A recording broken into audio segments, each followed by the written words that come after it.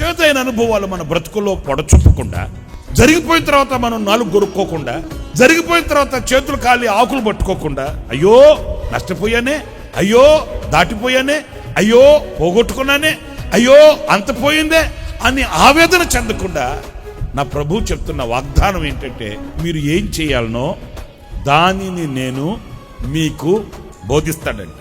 ఆయన మనకు ఏం చేయాలో చెప్పాడు అనుకో, అప్పుడు మనం ఏది కూడా పోగొట్టుకోవలసిన అవసరం లేదు. ఎందుకు ఇలా చేశాను అని ఆవేదన పడవలసిన అవసరం లేదు.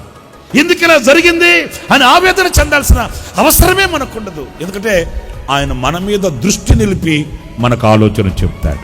అరే రే రే నీకు చెప్పాను ఆ సంగతి అని అనడు. అరే రే రే నువ్వు చేసావు ఆ పని అని అనడు. ఆయన స్పష్టంగా మన మీద దృష్టి నిలిపి ఆలోచన ఇస్తాడు, ఆలోచన చెప్తాడు. ఆ ఆలోచన మనకు ఆశీర్వాదకరంగా ఉంటుంది.